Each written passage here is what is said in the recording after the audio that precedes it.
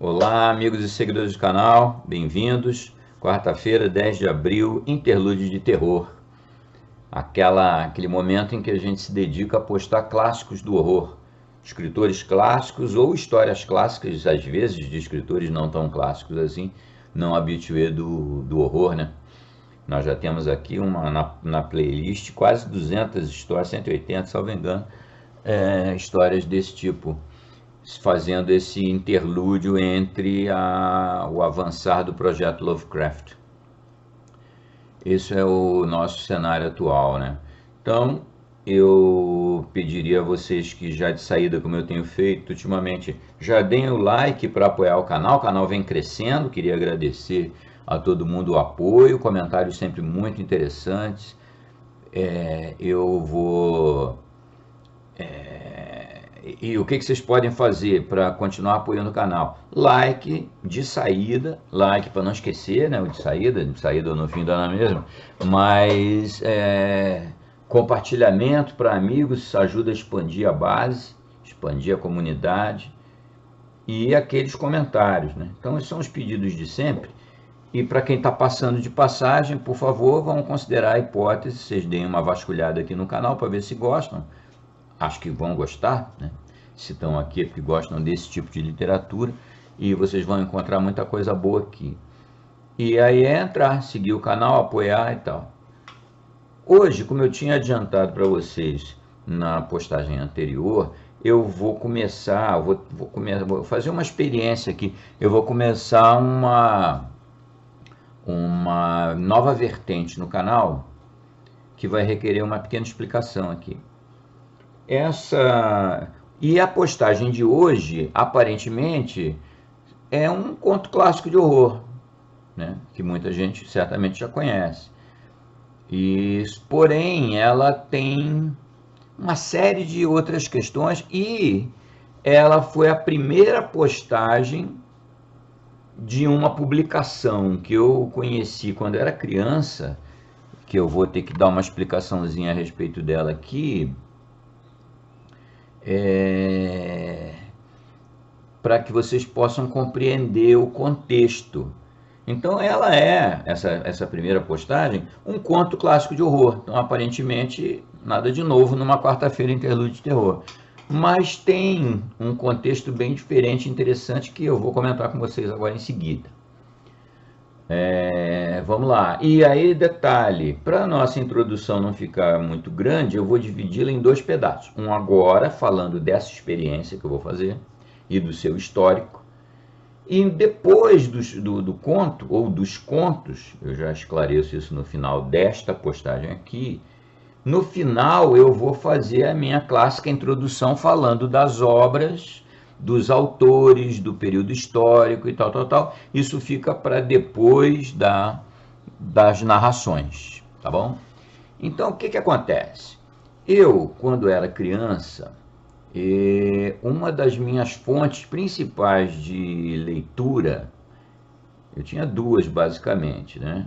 A biblioteca pública, eu passava lá vindo da escola, passava lá, pegava um livro e ia para o Campo de Santana ler, ficava no jardim lá lendo. É o local onde ocorreu o golpe militar da República, né, em 1889. O ambiente não é dos mais não é dos mais positivos, mas eu não sabia de nada disso, então eu ficava lendo lá, me divertia, pegava os livros na biblioteca e lia lá antes de ir para casa. Bem, quando eu era bem criança, né? E a outra fonte principal eram os sebos. Para quem não sabe, sebo é o nome que se dá no Rio, não só no Rio, aqui em Curitiba tem bastante sebo também. Sebo é uma espécie de livraria especializada em livro usado, livros, revistas, todo tipo de publicação usado. Então eles compram e vendem livros e tal. Isso já foi muito mais comum, mas hoje em dia, hoje tem sebos virtuais, né? Você entra nos sites e lá tu escolhe para ver se tem o livro tal, qual em que sebo tem, né? Mas quando eu era criança não tinha nada disso, nem tinha internet, então você não tinha nada disso. E eu frequentava muito sebo para poder obter livros baratos, porque era o que a renda da nossa família permitia, né? A experiência mais incomum era comprar um livro novo numa livraria normal. Isso aí praticamente não existiu. Então frequentava muito o sebo. E um dos habitantes mais corriqueiros do sebo, que eles até, eu gosto tanto de sebo que até coloquei em alguns contos meus. Tem o sebo, sempre tem uma participação importante, né? Eu vou botar um link ou outro aqui para vocês darem uma olhadinha. Esse tipo de livro, desse formato aqui. Isso aqui é um livro de bolso, né? Um sebo. Bem,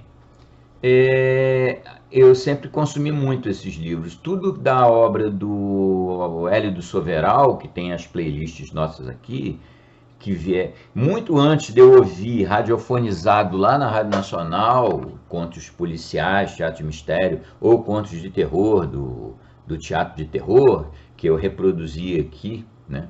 Recriei, porque não existem mais, né? As gravações originais da rádio se perderam, e eu recriei aqui. Eu acho que é até legal vocês darem uma olhada na playlist lá das radiofonizações. Eu conheci aquelas histórias todas primeiro nos livros de bolso obtidos nos sebos. Até aí tudo bem. Isso é assim comigo como foi com muita gente. Era muito popular o uso de livro de bolso. Você andava em ônibus no Rio de Janeiro, aí muita gente... Parece incrível, né? O brasileiro já leu bastante. Então, o cara ia no ônibus e ia com aquele livrinho de bolso fácil de você levar na mão, né? Você vai lendo, tal. Lendo o quê?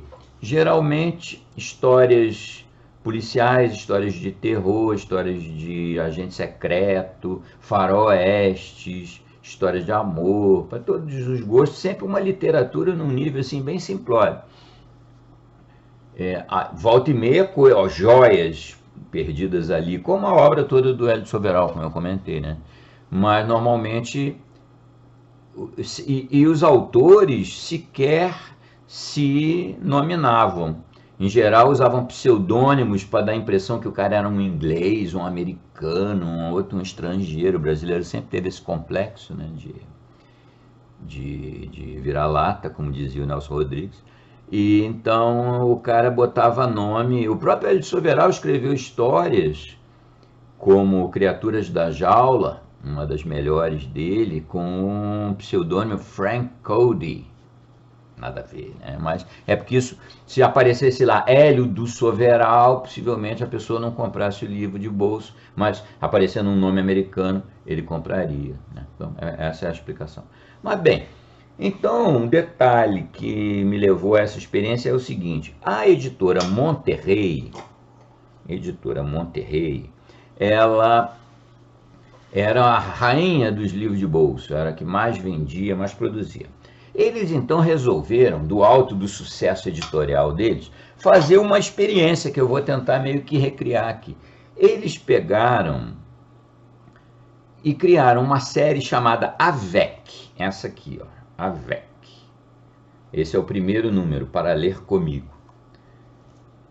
Então a Avec tinha a seguinte característica: ela tinha uma figura, essa que tem na capa aí, que se denominava Avekravna, daí Avekravna Rasputinievska, ou seja, era a filha do Rasputin, lá da Rússia, supostamente, tudo uma fantasia, claro. Na introdução ela era uma espécie de host, como tem no cinema muito, né? Tinha. E ela apresentava contos que ela dizia que tinha colecionado durante a vida. Era só para dar botar uma baba de quiabo na história. E a partir dali, em cada livreto desses aparecia 4 ou 5 contos.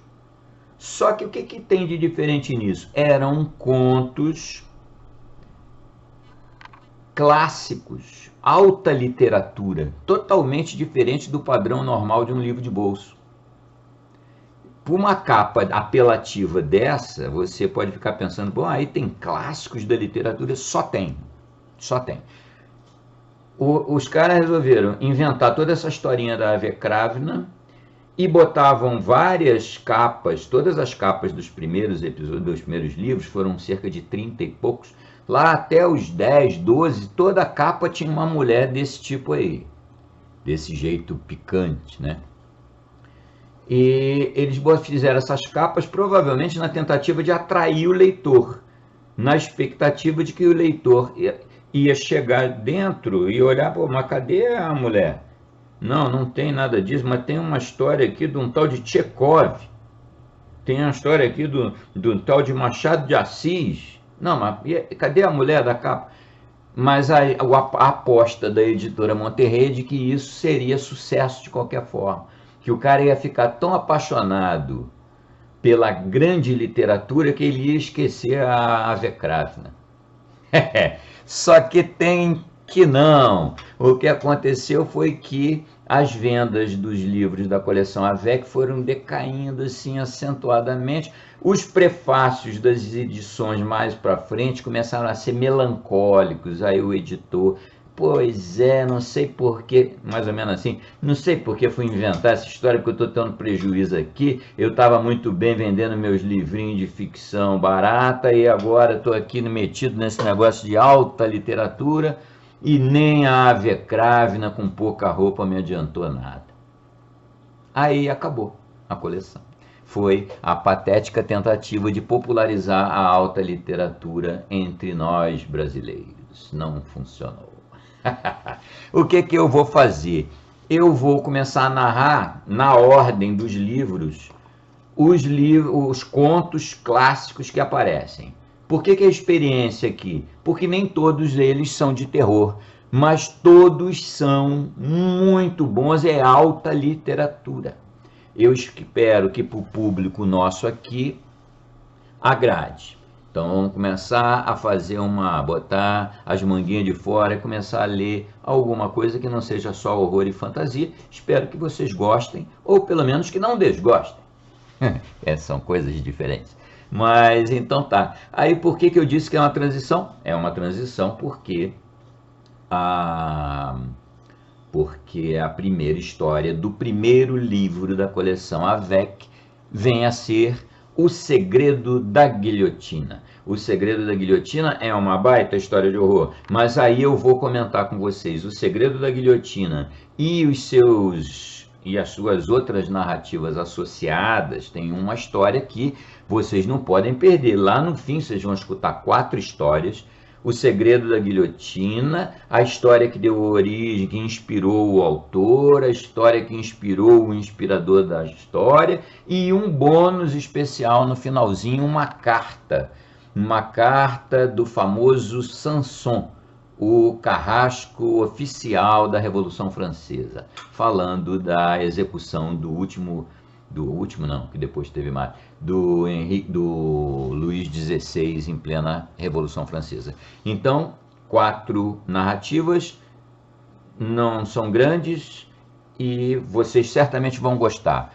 Contenham a sua ansiedade, escutem as 4 histórias, O Segredo da Guilhotina e as próximas. E nós vamos então no final ter uma segunda, aí já é um pós-fácil, aonde eu comento sobre, vamos fazer uma experiência, muita gente sugeriu fazer assim, né? Fazer esses comentários que eu faço sobre as obras, autores e contextos no fim. Vamos ver se funciona, né? Dessa vez ficaria imenso se eu fizesse essa introdução a respeito da coleção Avec e fosse também falar das obras e dos autores. Então, para quem tem paciência, para aquele pessoal de fé, realmente, vocês escutam as 4 histórias e no fim me ouçam mais um pouquinho. Abraço a todo mundo, saudações. Vamos lá. Primeiro, O Segredo da Guilhotina, de Villiers de L'Isle Adam. Depois vai vir uma obra do grande Alexandre Dumas, o cara dos 3 mosqueteiros. A persistência da vida após a guilhotina. Todas as histórias giram em torno da guilhotina. Depois, um conto curto do Washington Irving.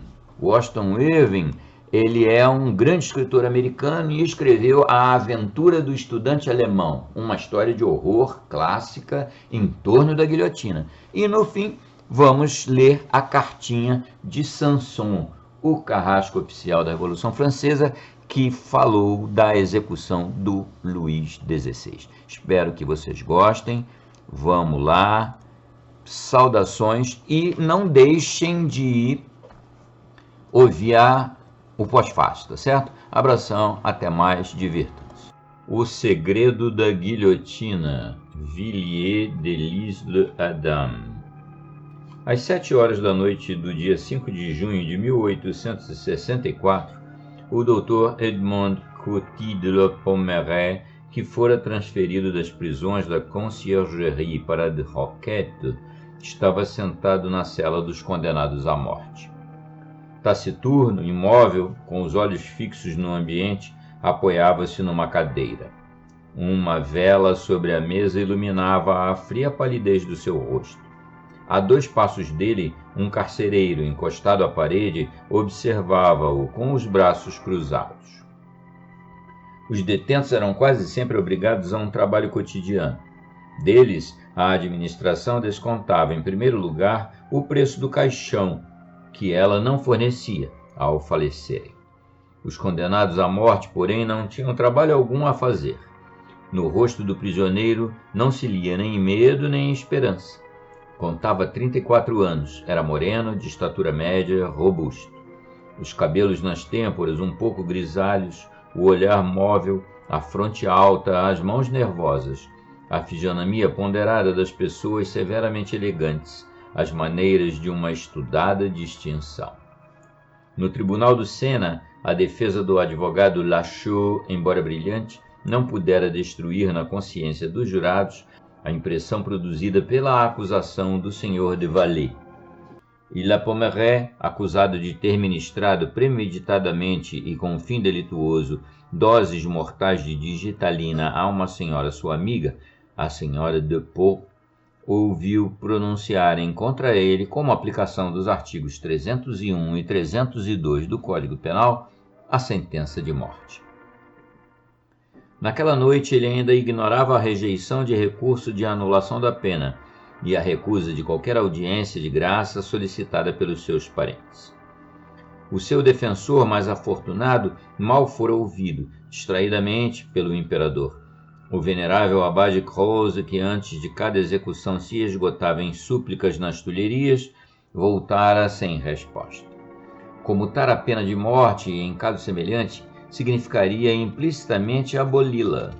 Abriria um precedente. O carrasco fora avisado de que a execução ocorreria no dia 9, às 5 horas da manhã. Subitamente um estrépito de coronhas de fuzil ressoou no corredor. A fechadura rangeu inesperadamente, a porta foi aberta e o diretor da prisão surgiu, acompanhado de um visitante, que La Pommeraye logo reconheceu ser o ilustre cirurgião Armand Velpeau. A um sinal, o carcereiro saiu. O diretor, após formal apresentação, também saiu, e os 2 colegas se viram, desta maneira, a sós, um diante do outro. Velpeau atingia os 60 anos.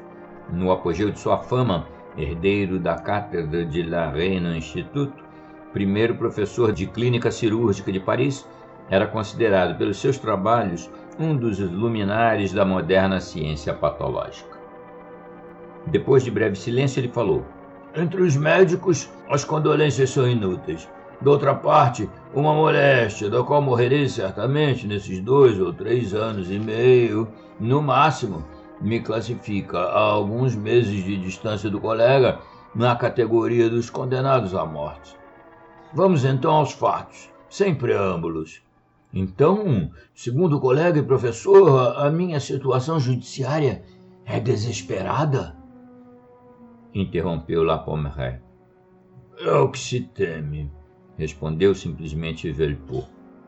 "Assim, a minha hora está marcada?" "Ignoro.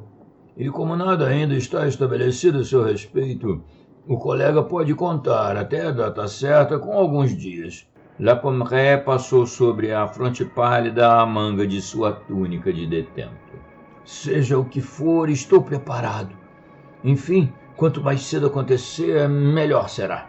Não tendo o seu recurso, pelo menos até agora, sido rejeitado", prossegue Velpeau, "a proposta que estou para fazer é condicionada. Se o colega for salvo, tanto melhor. Caso contrário..."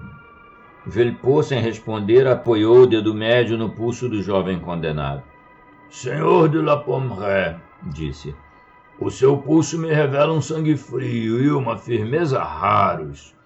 O entendimento que tenho com o colega e que deve ficar em segredo representa uma espécie de oferta que, dirigida desta maneira a um médico da sua energia e perfeitamente livre dos fantásticos temores da morte, poderia parecer uma extravagância ou uma intenção delituosa.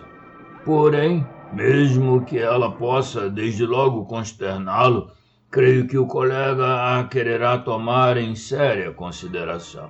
Sou todo atento, respondeu La Pommeraye. O amigo não ignora, prosseguiu Velpeau, que uma das questões mais interessantes da fisiologia moderna é saber se algum rasgo de memória, de reflexão, de sensibilidade real persiste no cérebro do homem depois que a cabeça lhe é decepada. Diante desse exórdio inesperado, o condenado sobressaltou-se. Depois, recompondo-se, quando o professor entrou, respondeu, eu pensava exatamente nesse problema, duplamente interessante para mim. O colega está certamente informado dos trabalhos escritos sobre tais problemas, de Sommering, de Su, de Sédiot e de Bichat, até os mais modernos. Também assisti certa vez aos seus cursos de dissecação no cadáver de um justiçado. Ah, e tem noções exatas do ponto de vista cirúrgico sobre a guilhotina? La Pommeraye respondeu friamente. Não. Hoje mesmo estudarei escrupulosamente o aparelho. Prosseguiu sem se comover o Dr. Velpeau. É um instrumento perfeito, agindo a um só tempo como gume de foice e como massa. Corta o pescoço do paciente exatamente num terço de segundo.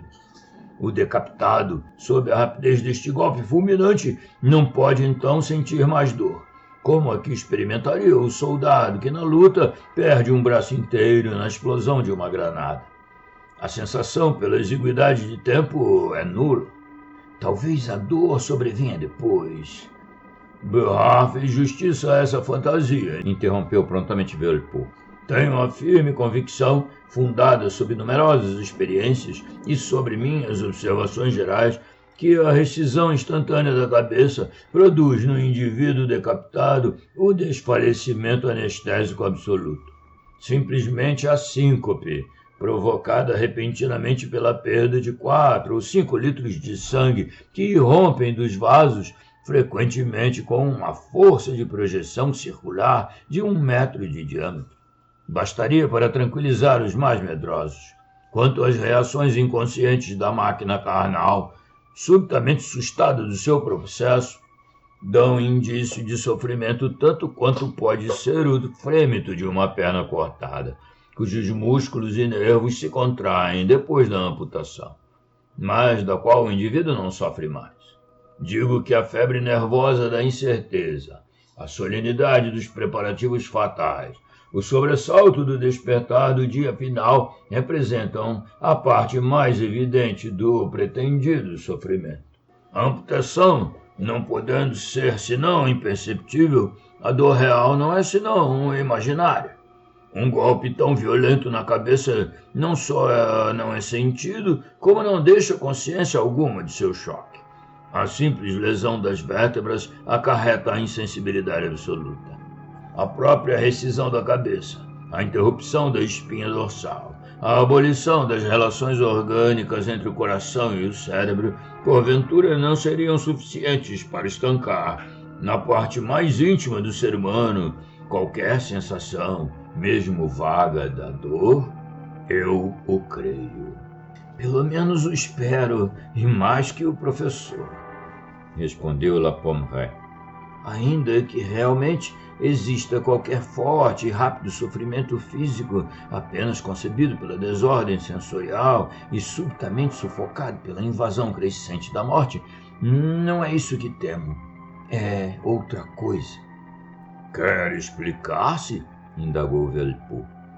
Ouça-me, murmurou La Pommeraye depois de um instante de silêncio.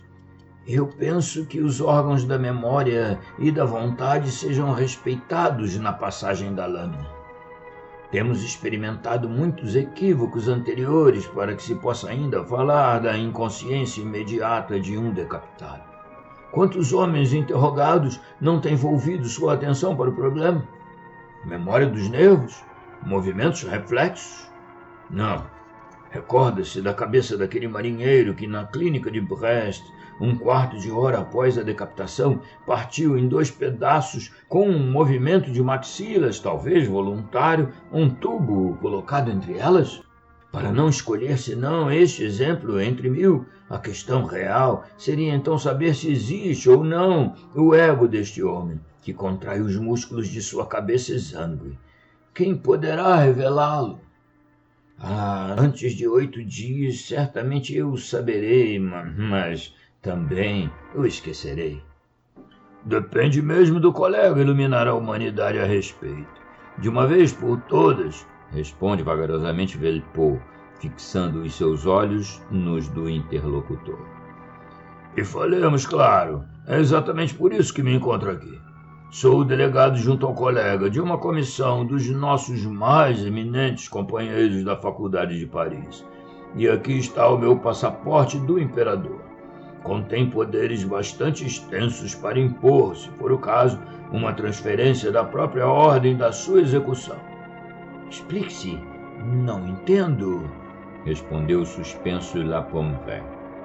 Senhor de La Pommeraye, em nome da ciência que nos é sempre cara e que não conta mais entre nós com o número dos seus mártires magnânimos, eu venho reclamar. Na hipótese de alguma experiência entre nós não ser possível, venho reclamar de todo o seu ser a maior soma de energia e de coragem que se possa esperar de um homem. Se o seu recurso de graça for negado, o colega se encontra, como médico, na posição de um indivíduo competente, na suprema operação que deve sofrer. O seu concurso seria, então, inestimável, numa tentativa de comunicação, e poderia esclarecer milagrosamente a fisiologia moderna. A ocasião deve ser desfrutada. No caso de um sinal de inteligência vitoriosamente modificado depois da execução, o colega deixará um nome cuja glória científica cancelará para sempre a recordação da sua culpa social. Murmurou La Pommeraye empalidecendo, porém com um resoluto sorriso. Começo a compreender. E de que natureza seria a sua experiência? Choque elétrico? Excitações do nervo ciliar, injeção de sangue arterial. É inútil frisar ao colega que depois da triste cerimônia, o seu cadáver irá repousar em paz sobre a terra e que nenhum dos nossos instrumentos o tocará, acrescentou Velpeau. Mas ao cair da lâmina, lá estarei de pé, diante do colega, perto da guilhotina. No prazo mais rápido possível, a sua cabeça passará das mãos do carrasco para as minhas. E então eu lhe gritarei distintamente ao ouvido: Senhor de La Pommeraye, pode, neste momento, abaixar 3 vezes a pálpebra do olho direito, conservando o outro olho aberto? Se naquele momento, quaisquer que sejam as outras contrações faciais, o colega puder, mediante este tríplice bater de pálpebras, avisar-me de que me ouviu e compreendeu, e provar, fechando assim, com um ato de memória e de vontade, o seu músculo palpebral, o seu nervo zigomático e sua conjuntiva, dominando todo o horror, toda a onda das outras impressões do seu ser, este fato bastará para iluminar a ciência, para elevar as nossas convicções. E eu saberei, esteja certo, anunciá-lo de maneira que no futuro o colega deixará a lembrança não de um delinquente, mas de um herói. A essas palavras insólitas, La Pommeraye parece golpeado tão profundamente que, com as pupilas dilatadas e fixas no cirurgião, permanece vários minutos silencioso, como que petrificado. Depois se ergue, dá alguns passos nervosamente e, balançando com tristeza a cabeça, fala. A horrível violência do golpe far-me-á desmaiar. Realizar o que me propõe parece-me acima de toda vontade, de todo o esforço humano. Por outro lado, Afirma-se que as probabilidades de vida não são as mesmas para todos os guilhotinados. Todavia, volte, professor, no dia da execução. Responderei se concordo ou não com essa tentativa ilusória e ao mesmo tempo chocante. Se não concordar, conto com a sua palavra, no sentido de que minha cabeça sangre tranquilamente até a última gota no vaso de barro que acolherá. Está bem, senhor de la Pommeraye, disse Velpeau, levantando-se. Reflita sobre o caso. Em seguida, o Dr. Velpeau saiu da cela. O carcereiro reapareceu, e o condenado se estendeu, resignado, para dormir ou sonhar. 4 dias depois, às 5h30 da manhã, o diretor da Roquette, o abade Croze, os senhores Claude e Poitiers, este conselheiro da corte imperial, penetraram na cela. O doutor de la Pommeraye, ao saber da notícia fatal, conservou-se de cabeça baixa, muito pálido. Depois se levantou e se vestiu rapidamente. Conversou em seguida 10 minutos com o abade Croze, ao qual agradecera já a visita, e vendo aproximar-se o Dr. Velpeau, tenho trabalhado, disse. Veja. E durante a leitura da sentença conserva fechada a sua pálpebra direita, fixando o cirurgião com o olho esquerdo bem aberto. Velpeau inclinou-se profundamente. Depois, voltando-se para o carrasco que entrava com os seus ajudantes, trocou com ele um olhar compreensível. O apresto foi rápido. Notou-se que o fenômeno dos cabelos que embranqueceriam visivelmente sob o corte da tesoura não se verificou. La Pommeraye recusou o copinho de aguardente e o cortejo se pôs a caminho no corredor. Diante do pátio, encontrando na porta o colega, murmurou-lhe: daqui a pouco, adeus. Repentinamente, os grandes portões de ferro do cárcere que davam para a rua se abriram. A aurora despontava, a grande praça se estendia, fechada por um duplo cordão de cavalarianos. Defronte, a 10 passos, num semicírculo de guardas a cavalo, surgia o patíbulo. A certa distância, além do grupo de jornalistas, ninguém se encontrava.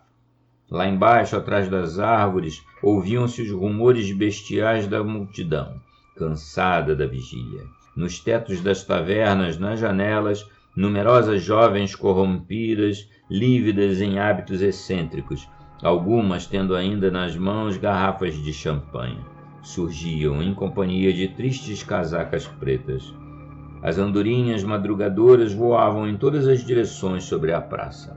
A guilhotina parecia prolongar no horizonte a sombra dos seus braços estendidos, entre os quais, lá em cima, muito mais distante, no clarão da alvorada, se via brilhar a última estrela.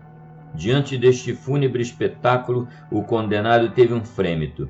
Depois se movimentou resolutamente em direção ao palco. A lâmina triangular brilhava no negro madeirame.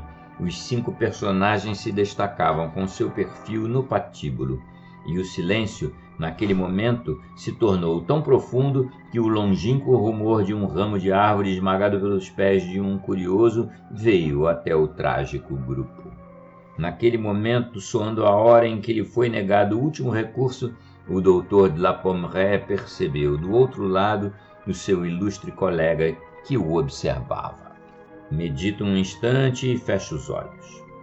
A mola agiu subitamente, o botão cedeu, o brilho da lâmina oscilou, um choque violento sacode a plataforma e os cavalos se empinam, sentindo o cheiro repentino do sangue.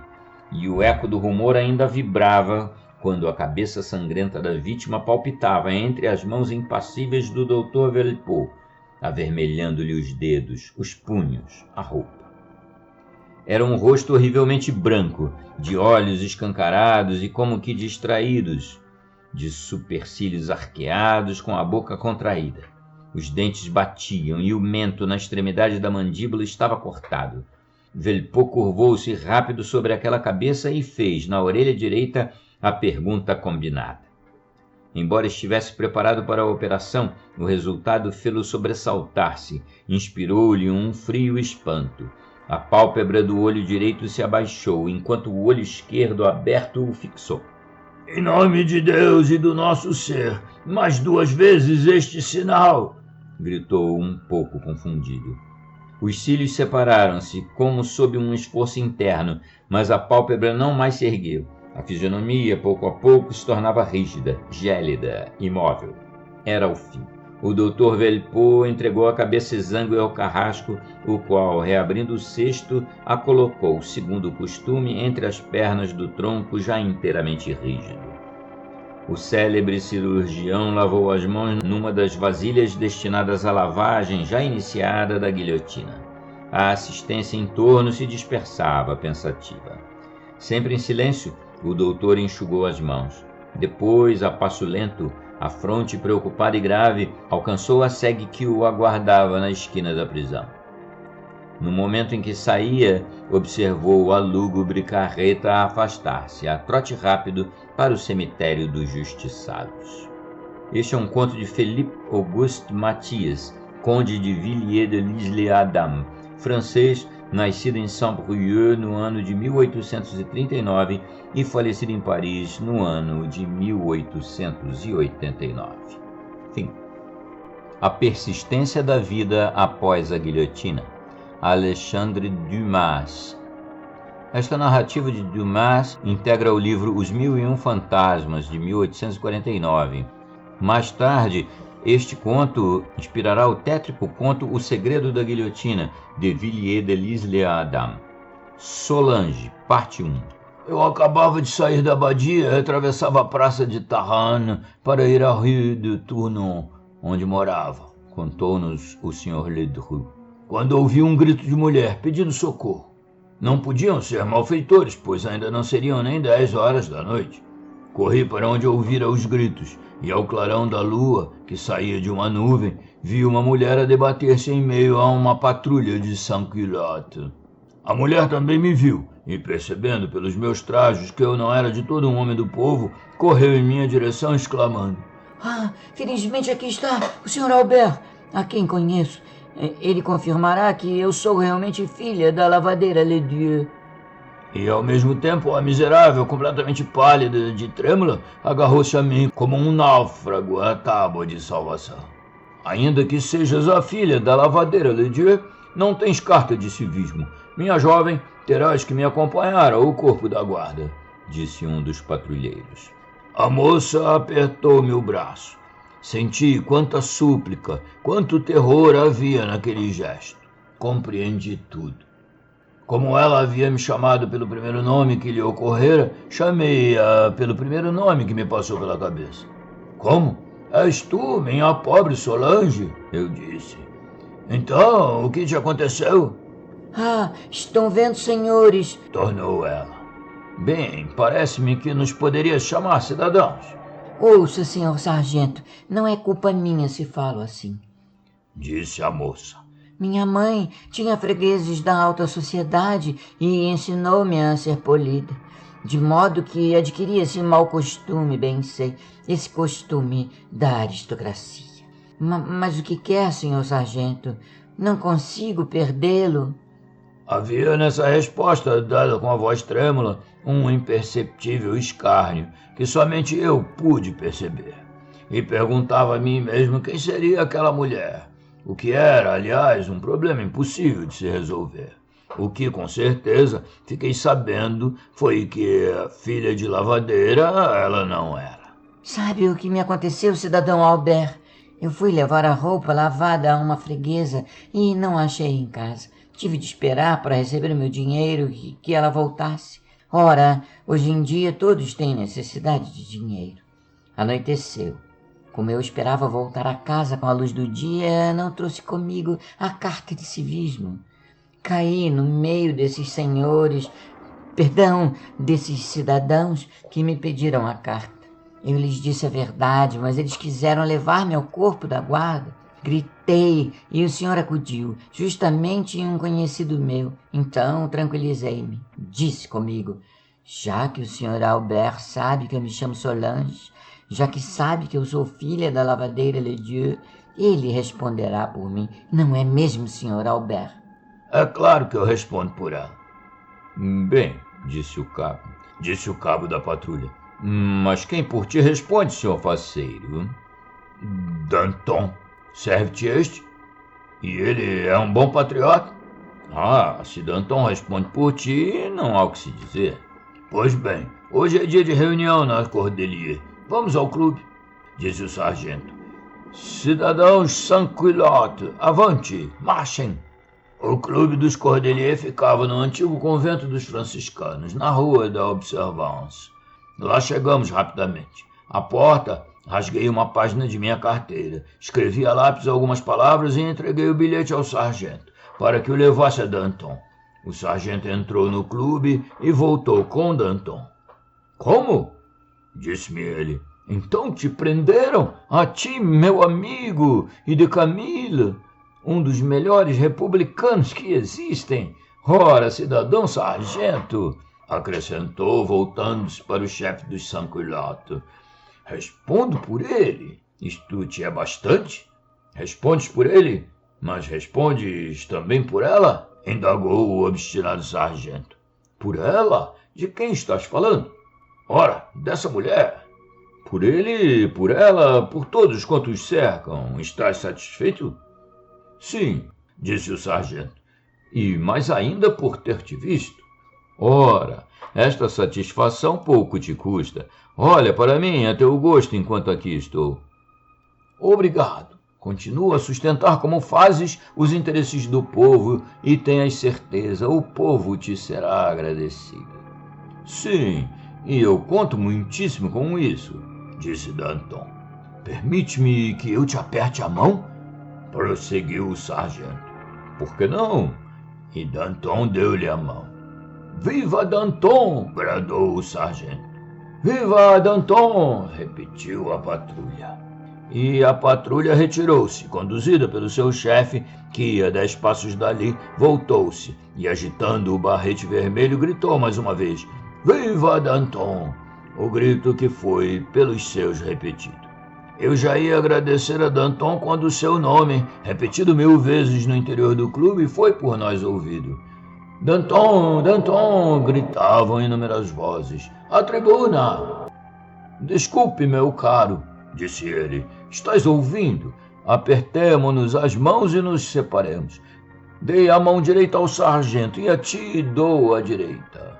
Quem sabe se o digno patriota não está com sarnas? E dando-nos as costas, já vou, disse com aquela voz poderosa que agitava e acalmava as tempestades das ruas. Já vou, esperem por mim. E entrou no clube. Fiquei sozinho à porta com a minha desconhecida. Agora, senhorita, disse-lhe, diga-me onde quer que eu a leve. Estou às suas ordens. Ora, para a casa da lavadeira Ledieu, respondeu-me rindo. Não sabe que ela é minha mãe? E onde mora a senhora Ledieu? Na rua Ferrou, número 24. Pois vamos à casa da senhora Ledieu. Rua Ferrou, número 24. E pusemos-nos a caminho. Descemos a rua Fosse Monsieur le Prince, ganhamos a rua Fosse Saint-Germain e depois a rua do Petit Lion. Chegamos à Praça Saint-Sulpice e em seguida à rua Ferrou. Em todo o trajeto não trocamos palavra. Somente aos raios da lua, que brilhava com todo o seu esplendor, pude examiná-la com vagar. Era uma encantadora moça de 20 a 22 anos. Morena, com grandes olhos azuis, mais espirituosos que melancólicos, nariz fino e reto, lábios zombeteiros, dentes como pérolas, mãos de rainha e pés de menina. Tendo tudo isso, conservava sob os vulgares trajes da filha da lavadeira Ledieu um tom aristocrático que, com justa razão, despertara a desconfiança do valente sargento e de sua belicosa patrulha. Paramos ao chegar à porta e olhamos em silêncio um para o outro. Então, o que deseja de mim, meu caro Sr. Albert?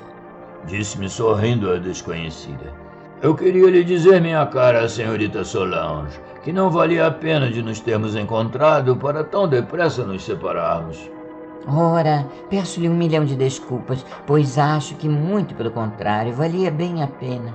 Porque se não o tivesse encontrado, eu teria sido levado ao corpo da guarda, e verificando eles que eu não era a filha da lavadeira Ledieu, teriam descoberto que eu era um aristocrata e muito provavelmente teriam cortado minha cabeça. Então, confessas que é uma aristocrata? Não confesso nada.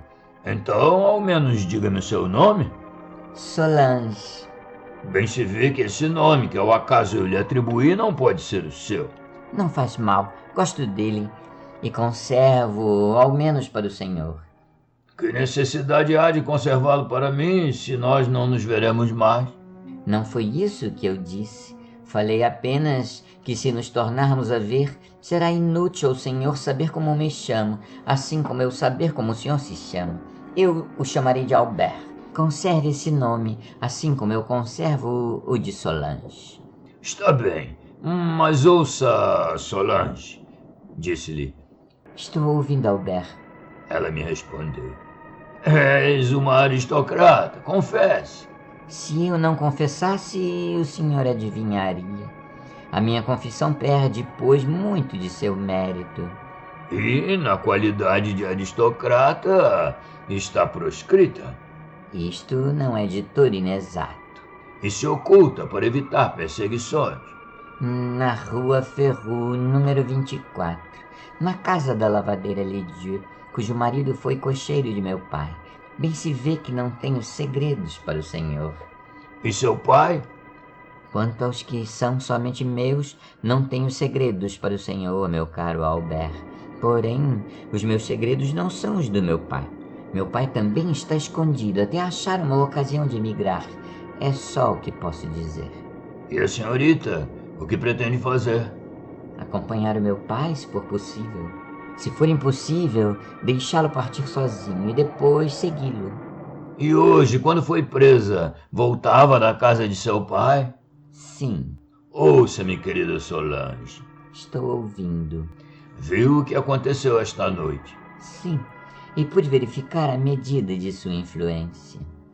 Infelizmente, minha influência não é grande. Todavia, tenho alguns amigos. E nesta noite conheci um deles. E a senhorita bem sabe que ele não é dos homens menos importantes da época. Pretende empregar a sua influência para facilitar a fuga de meu pai? Não, reservo-a para a senhorita. E para meu pai? Para seu pai tenho outro meio. Tem outro meio? Exclamou Solange, tomando minhas mãos e olhando para mim com ansiedade. Se eu salvar seu pai, conservará uma boa lembrança de mim? Serei grata ao Senhor por toda a vida. E proferiu essas palavras com uma adorável inflexão de antecipada gratidão. Depois, olhando para mim suplicante, disse: Mas isso lhe será suficiente? Sim, respondi. Oh, eu não estava enganada. O senhor tem um nobre coração. Agradeço-lhe em meu nome e em nome de meu pai. E mesmo que não tenhamos sucesso, ainda assim sou agradecida pelo que o senhor já fez. E quando nos veremos novamente, Solange? Quando o senhor precisa encontrar-me? Espero amanhã dar-lhe uma boa notícia. Então, vemo-nos amanhã. Onde? Aqui, se quiser. Aqui, na rua? Sim, aqui. Bem se vê que é o lugar mais seguro. Estamos a conversar há meia hora junto a esta porta e ninguém passou. Por que não vou à sua casa ou a senhorita não vem à minha? Porque, se o senhor vier à minha casa, comprometo a boa gente que me dá asilo. Se eu for à sua, comprometo o senhor. Então está bem. Pegarei a carta de civismo de uma das minhas parentes para a senhorita. Para que guilhotinem a sua parente, caso me prendam. Tem razão. Conseguirei uma carta com o nome de Solange. Muito bem. Verá que Solange terminará sendo meu verdadeiro nome. A que horas nos vemos? A mesma em que hoje nos encontramos. Certo, às 10 horas. Mas como nos reuniremos? Nada mais simples. Às 5 para as 10, o senhor estará na porta. Às 10, eu descerei. Então, até amanhã às 10 horas, querida Solange. Amanhã, às 10 horas, querido Albert. Quis beijar-lhe a mão. Ela me ofereceu a fronte. No dia seguinte, às 9h30, eu estava na rua. Às 15 para as 10, Solange abria a porta. Cada um de nós comparecerá ao encontro antes da hora marcada. Aproximei-me rapidamente. Vejo que me traz boas notícias, disse ela sorrindo. Excelentes. Primeiro, aqui está a sua carta. Falemos primeiro de meu pai. Seu pai estará a salvo, se quiser. Se quiser, diz o senhor, então o que deverá fazer? É preciso que confie em mim. Isto já está feito. A senhorita o visitou? Sim. Então, quis se expor deliberadamente. O que fazer era necessário, porém Deus nos protege. E disse tudo ao seu pai? Disse que o senhor havia salvado a minha vida e que talvez amanhã salvasse a dele. Amanhã, sim. Justamente amanhã, se ele quiser. Como será então? Diga, fale. Que admirável encontro será este se tudo isto se realizar. Somente... disse hesitando. Então, o quê? A senhorita não pode acompanhá-lo. Quanto a esse respeito, a minha decisão já está tomada. Depois, tenho certeza que conseguirei um passaporte para você. Falemos primeiro de meu pai. De mim, falamos depois. Pois bem, eu lhe disse que tem alguns amigos, não foi? Disse. Hoje mesmo fui visitar um deles. E então? Um homem a quem a senhorita há de conhecer de nome. E este nome é uma garantia de coragem, de honra e lealdade. Qual é esse nome? Marceau. O general Marceau? Ele próprio. Tem razão. Se ele prometeu, cumprirá a promessa. Prometeu. Quanta alegria eu lhe devo. Vejamos, o que ele lhe prometeu? Diga. Prometeu servir-nos. Mas como? Do modo mais simples. Kleber acabou de nomeá-lo general em chefe do Exército do Oeste. Ele parte amanhã à tarde. Amanhã à tarde? Não temos tempo de preparar coisa alguma. Mas não há o que preparar. Não estou entendendo. O general levará consigo seu pai. Meu pai? Como o secretário. Chegando a Vendéia, seu pai há de obrigar-se para com Marceau a nunca servir contra a França e numa noite irá fugir para algum acampamento de vendeanos. Daí irá à Bretanha e de lá embarcará para a Inglaterra. Quando se achar em Londres, mandará notícias. Conseguirei um passaporte para a senhorita, que irá encontrá-lo lá. Amanhã, exclamou Solange. Meu pai partirá amanhã. Mas não há tempo a perder. Meu pai não está ciente de nada. Conte-lhe tudo. Agora? Sim, agora. Mas como? A essas horas? A senhorita tem uma carta de civismo e eis aqui o meu braço. Tem razão, dê-me a carta. Entreguei o documento a ela, que o meteu na bolsa. Agora dê-me seu braço e vamos. Descemos até a Praça Tarrant, onde na véspera eu a havia encontrado. Espere-me aqui, disse-me. Assenti com uma mesura e esperei. Ela desapareceu na esquina do antigo Palácio Matignon. Depois, ao fim de 15 minutos, voltou. Venha, disse ela. Meu pai deseja vê-lo e agradecer-lhe. Ela tomou meu braço e me conduziu à rua de Saint-Guillaume, em frente ao Palácio Mortemart. Ali chegando, tirou do bolso uma chave, abriu uma portinhola, deu-me a mão, levou-me ao segundo andar e bateu de um modo especial. Um homem de 48 para 50 anos abriu a porta. Estava vestido como um oficial mecânico e parecia exercer o ofício de encadernador. Mas logo as primeiras palavras que me disse, aos agradecimentos que me dirigiu, o fidalgo se revelara. Senhor, disse-me ele, a providência o pôs em nosso caminho, e como enviado da providência eu o recebo. Será verdade que pode, e especialmente que quer me salvar? Contei tudo a ele, disse-lhe como Marceau se encarregaria de levá-lo na qualidade de secretário, e só lhe pedia a sua promessa de não se armar contra a França. Faço esta promessa espontaneamente e a repetirei. Agradeço-lhe em nome do general e do meu. E quando parte o general? Amanhã. Deverei ir para a casa dele esta noite? Quando lhe aprouver, ele já o espera. O pai e a filha se entreolharam. Acho que seria mais prudente que o senhor fosse hoje mesmo, meu pai, disse Solange. Sim, mas se me agarrarem, não tenho carta de civismo. Aqui está a minha. E o senhor? Eu sou conhecido. Onde Marceau mora? Na rua da Universidade, número 40, na casa de sua irmã, senhora de Gravier Marceau. O senhor nos acompanha? Eu os seguirei de longe. Escoltarei a senhorita quando chegarmos. E como Marceau saberá que sou o homem de quem o senhor falou? Entregue-lhe esta roseta tricolor. É o sinal combinado. Como lhe mostrarei a minha gratidão? Entregando-me a salvação de sua filha, como ela me entregou a sua. Vamos.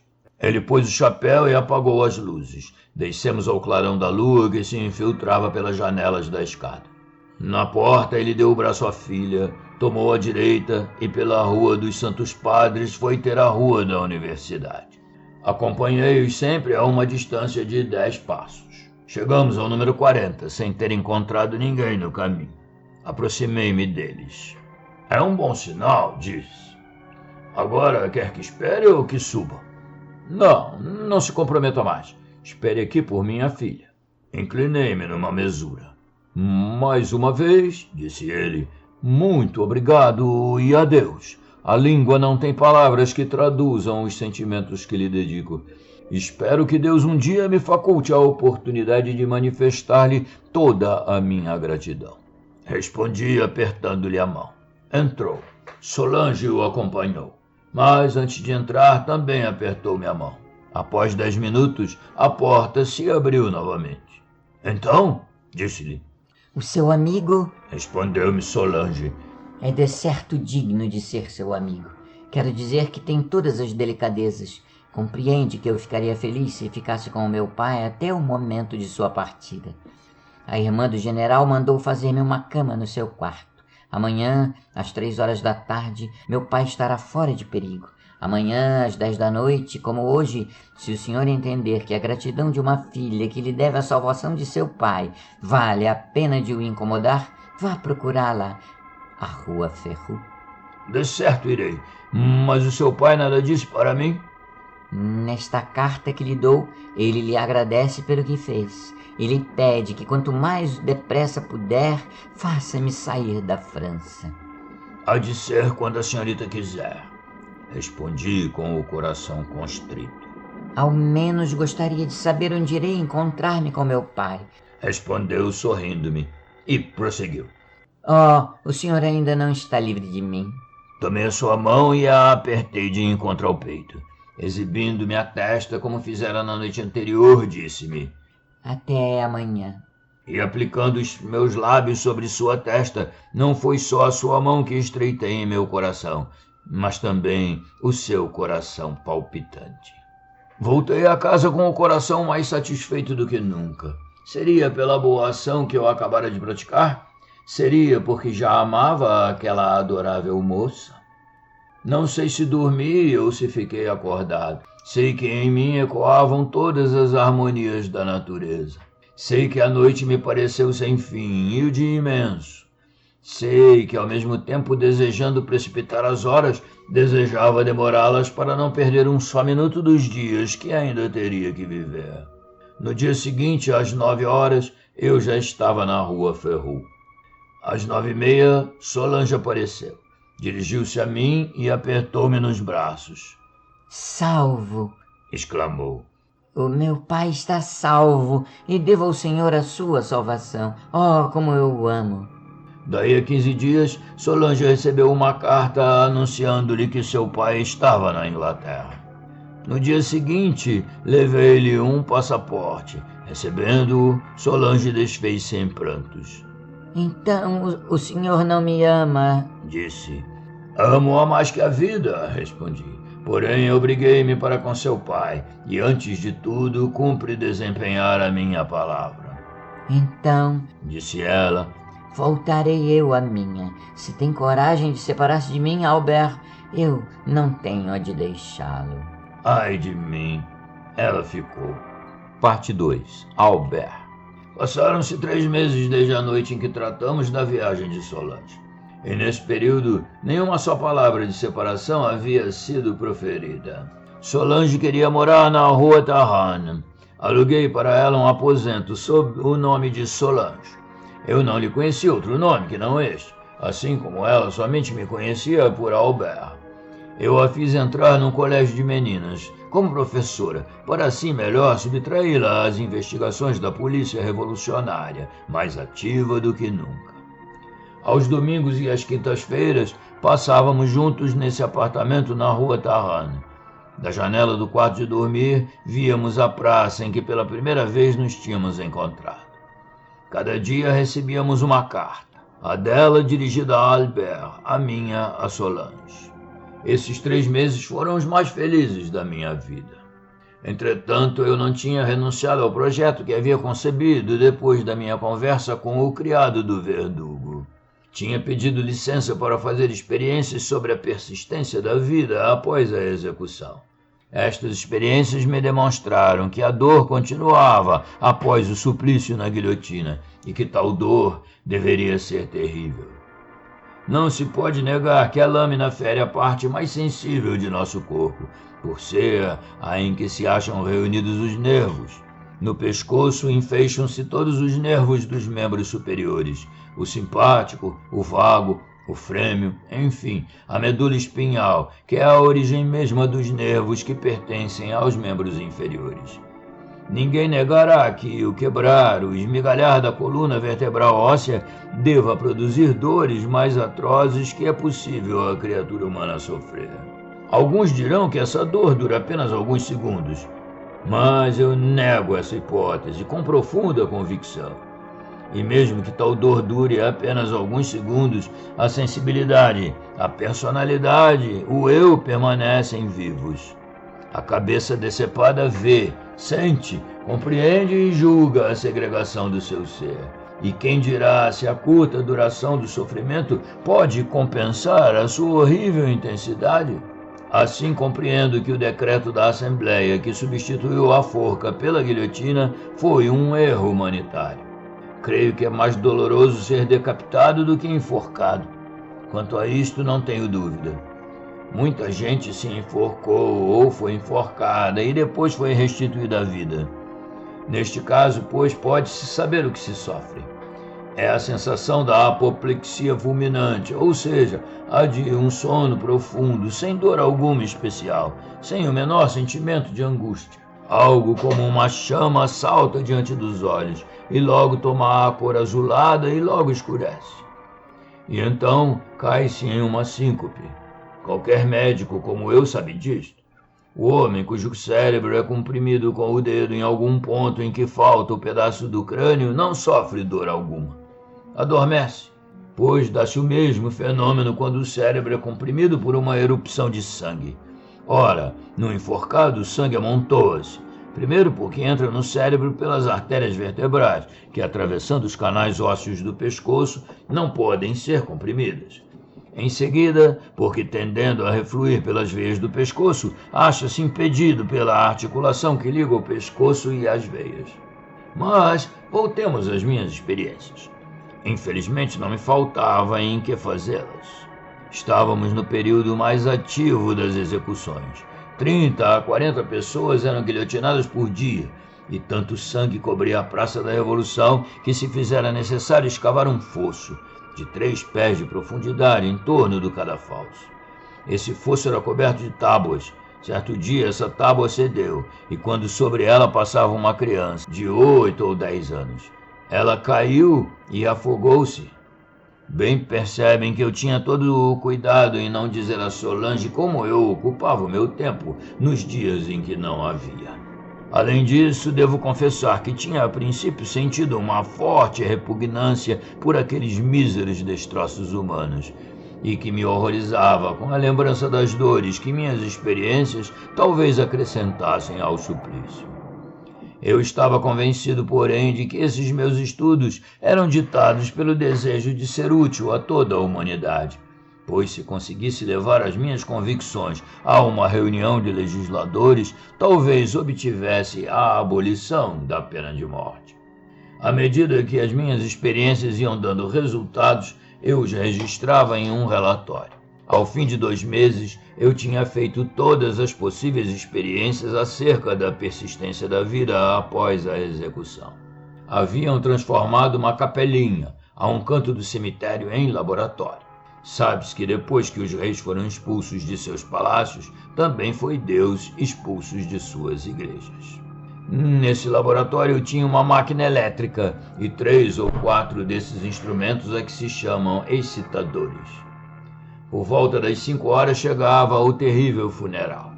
Os corpos vinham atirados num carro, as cabeças dentro de um saco. Ao acaso eu escolhia 1 ou 2 cabeças e 1 ou 2 corpos. Tudo mais era tirado numa vala. No dia seguinte, as cabeças e os corpos em que eu havia feito as experiências eram enterrados com os novos cadáveres desse dia. Quase sempre o meu irmão ajudava-me nessas experiências. Entrementes a esses contatos com a morte, o meu amor por Solange aumentava dia a dia. E quanto a ela, a mísera menina amava-me com todas as forças do seu coração. Muitas vezes pensara em casar-me com ela. Muitas vezes tínhamos calculado a felicidade que esta união nos traria. Mas para casar-se comigo seria necessário que Solange declarasse o seu nome de família. Mas esse nome era o nome de um emigrado, de um aristocrata, de um proscrito, a sua sentença de morte. Seu pai, por diversas vezes, lhe havia escrito para apressar a sua partida. Ela, porém, revelou-lhe a nossa paixão e pediu seu consentimento para o nosso casamento. Ele o concedeu, portanto, quanto a isso, tudo corria bem. Todavia, entre todos aqueles terríveis julgamentos, um ainda mais terrível nos entristeceu a ambos, o da rainha Maria Antonieta. Instaurado no dia 4 de outubro, este processo tramitou celeremente. No dia 14, ela já comparecera diante do Tribunal Revolucionário. No dia 16, às 4 horas da manhã, havia sido condenada. No mesmo dia, às 11 horas, subira ao cadafalso. De manhã eu havia recebido uma carta de Solange. Dizia-me que não queria passar este dia sem me ver. Cheguei às 2 horas ao nosso pequeno aposento da rua Tarrana e a encontrei desfeita em prantos. Eu também estava profundamente abalado com aquela execução. Em minha infância, a rainha havia sido tão boa para comigo que eu conservava uma profunda recordação daquela bondade. Oh, sempre hei de me lembrar daquele dia. Era uma quarta-feira. Havia em Paris mais do que tristeza. Havia terror. Eu estava entregue a um singular desânimo, como um pressentimento de uma grande desgraça. Havia procurado dar força e ânimo a Solange, que chorava, caída em meus braços. Mas faltavam-me palavras de conforto, porque o consolo não estava em meu coração. Como de costume, passamos a noite juntos. E essa noite foi ainda mais triste do que o dia. Lembro-me de que um cão, trancado no aposento sob o nosso, uivou até às 2 horas da madrugada. No dia seguinte soubemos por quê. O seu dono havia saído, levando a chave consigo. Na rua fora preso e levado ao Tribunal Revolucionário. Condenado às 3 horas da tarde, fora executado às 4. Urgia que nos separássemos. As aulas de Solange começavam às 9 horas da manhã. Seu colégio era próximo ao Jardim das Plantas. Hesitei muito tempo em deixá-la partir. Ela mesmo relutava em me abandonar. Mas ficar 2 dias fora do colégio era expor-se às investigações, estas sempre nocivas em sua situação. Chamei a um coche e a levei até a esquina da rua dos Fossés Saint-Bernard, onde apeei para que ela seguisse sozinha ao internato. Em todo o caminho tínhamos ficado abraçados, sem proferir uma só palavra, confundindo as nossas lágrimas, que escorriam até os nossos lábios, mesclando a sua amargura à doçura de nossos beijos. Desci do carro, mas em vez de retirar-me, fiquei como que grudado no mesmo lugar para ver por mais tempo o coche que a levava. 20 passos adiante o carro parou e Solange passou a cabeça pela portinhola, como se adivinhasse que eu ainda me encontrava ali. Corri para ela, entrei no coche, fechei-o e a apertei novamente nos braços. Mas davam 9 horas em Saint-Étienne-du-Mont Enxuguei as suas lágrimas, selei os seus lábios com um tríplice beijo e, saltando, afastei-me correndo. Pareceu-me que Solange me chamava novamente, mas todas essas lágrimas, todas essas hesitações podiam chamar a atenção. Tive a fatal coragem de não me voltar. Entrei em casa desesperado. Passei o dia todo escrevendo a Solange. À noite, enviei-lhe um volume. Acabava de levar a minha carta ao correio quando recebi uma dela. Tinham-na repreendido, haviam-na multiplicado de perguntas, ameaçaram-na de privá-la de sua próxima saída. Tal saída seria no domingo seguinte. Solange, porém, jurara-me que iria encontrar-se comigo, ainda que fosse necessário romper com a diretora do internato. Eu também jurei. Parecia-me que se ficasse 7 dias sem vê-la, o que aconteceria se ela perdesse a saída de domingo, eu enlouqueceria. Ainda mais porque Solange manifestava alguma inquietação. Uma carta que achara no colégio, ao lá retornar, enviada por seu pai, parecia-lhe ter sido violada. Passei uma péssima noite e pior ainda foi o dia seguinte. Como de costume, escrevi a Solange e, como era meu dia de experiências, por volta das 10 horas, passei pela casa de meu irmão a fim de levá-lo comigo a Clamart. Não o achei em casa. Fui sozinho. O tempo estava horrível. A natureza aflita dissolvia-se em chuva, uma chuva fria e torrencial que anuncia o inverno. Em toda a extensão de meu caminho eu ouvia os pregoeiros públicos berrarem, com voz rouquenha, a lista dos condenados desse dia. Era longa, havia homens, mulheres e crianças.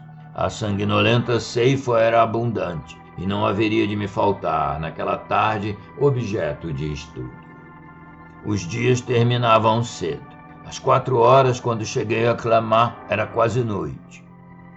O aspecto desse cemitério, com as suas vastas sepulturas recém-revolvidas, com as suas árvores escassas, ressonando com o soprar dos ventos como esqueletos, era assustador e quase hediondo. Tudo que não era terra revolvida era relva, cardos e urtigas. A cada dia, a terra revolvida invadia ainda mais a área verde. Em meio a todas essas intumescências do terreno, a vala do dia estava aberta e aguardava a sua presa. Haviam previsto um incremento no número dos supliciados, pois essa vala era maior do que costumava ser. Dirigi-me a ela maquinalmente. O fundo estava cheio d'água. Quão míseros não eram os corpos nus e frios que seriam lançados naquela água, tão gélida quanto eles. Ao aproximar-me da vala, escorreguei e quase caí. Os meus cabelos se eriçaram, eu estava molhado e com frio. Neste estado, cheguei ao meu laboratório. Era como disse uma antiga capela. Procurei com os olhos. Por que procurava, não sei. Procurei com os olhos se na parede ou no que teria sido o altar restava algum sinal de culto. As paredes estavam nuas, o que fora altar completamente demolido. No lugar em que estivera o tabernáculo, isto é, Deus, a vida, havia uma caveira, isto é, a morte, o nada. Acendi a minha vela, colocando-a sobre minha mesa de trabalho, toda coberta de instrumentos de formato estranho, por mim mesmo inventados, e sentei-me pensando, em quê? Naquela pobre rainha que eu vira tão bela, tão feliz, tão querida, que na véspera, perseguida pelas imprecações de 1000 fúrias, tinha sido levada ao patíbulo em uma carroça, e que nesse momento, com a cabeça separada do corpo, dormia na vala dos indigentes. Ela que havia dormido sobre os dourados tetos de Versailles e de Saint-Cloud. Enquanto eu mergulhava nessas sinistras reflexões, a chuva recrudescia. O vento dobrava de intensidade e, soltando os seus lúgubres uivos por entre os galhos das árvores e as hastes das ervas que crepitavam. Logo esse barulho confundiu-se com um lúgubre troar, mas ao invés de roncar nas nuvens, esse trovão vinha da terra e a fazia estremecer. Era o estrépito da carroça vermelha que vinha da Praça da Revolução e entrava no cemitério de Clamart. A porta da capelinha se abriu e 2 homens completamente molhados entraram, trazendo um saco. Um desses era o mesmo Legros, a quem eu visitara na cadeia, e o outro era um coveiro. Aqui tem, senhor Ledru, disse-me o criado do carrasco. Não é preciso que o senhor se apresse esta noite. Deixaremos toda essa mixórdia para o senhor. Amanhã faremos o enterro. Os cadáveres não irão gripar por passarem uma noite no sereno. E com uma hedionda risada, estes 2 assalariados da morte puseram o seu saco a um canto, junto ao antigo altar, à minha esquerda. Depois saíram sem fechar a porta, que se pôs a bater compassadamente na moldura, deixando passar baforadas de vento que faziam vacilar a chama da vela, a qual subia lívida, moribunda, pelo pavio enegrecido. Eu os ouvi desatrelar os cavalos da carroça, fechar o cemitério e partir, abandonando a carroça repleta de cadáveres. Eu sentia uma grande vontade de ir-me com eles, mas não sei o que me prendia àquele lugar, embora estremecesse todo. Certamente não era de medo, mas o ruído daquele vento, o crepitar daquela chuva, o gemer das árvores que se retorciam, o sibilar do temporal que fazia tremer a luz da minha vela, tudo isso vibrava em minha mente o vago pavor que, a partir da úmida raiz dos meus cabelos, disseminava-se por todo o meu corpo. De súbito, pareceu-me que uma voz, ao mesmo tempo doce e lastimosa, saía do âmago da capelinha e pronunciava o nome de Albert. Desta vez estremeci. Albert? Somente uma pessoa no mundo me chamava assim. Meus olhos alucinados percorreram lentamente a capelinha, cujo recinto, embora limitadíssimo, não podia ser completamente iluminado por minha vela, e pararam sobre o saco encostado ao canto do altar. O tecido ensanguentado denunciava seu fúnebre conteúdo. No momento em que os meus olhos se detiveram neste saco, a mesma voz, porém mais débil e lastimosa, repetiu: Albert. Ergui-me, gelado de pavor. Aquela voz parecia sair do interior do saco. Apalpei-me para ver se dormia ou se estava acordado. Depois, rígido, caminhando como um homem pétreo, com os braços estendidos, dirigi-me para o saco e nele mergulhei uma das minhas mãos. Pareceu-me então que lábios ainda quentes encostavam-se na minha mão. Eu estava nesse grau de terror em que o excesso deste mesmo terror infunde-nos a coragem. Segurei essa cabeça e, voltando para minha cadeira em que caí sentado, coloquei-a sobre a mesa. Soltei um terrível grito. Aquela cabeça, cujos lábios pareciam ainda quentes, cujos olhos estavam entreabertos, era a cabeça de Solange. Julguei estar louco. Gritei 3 vezes: Solange! Solange! Solange!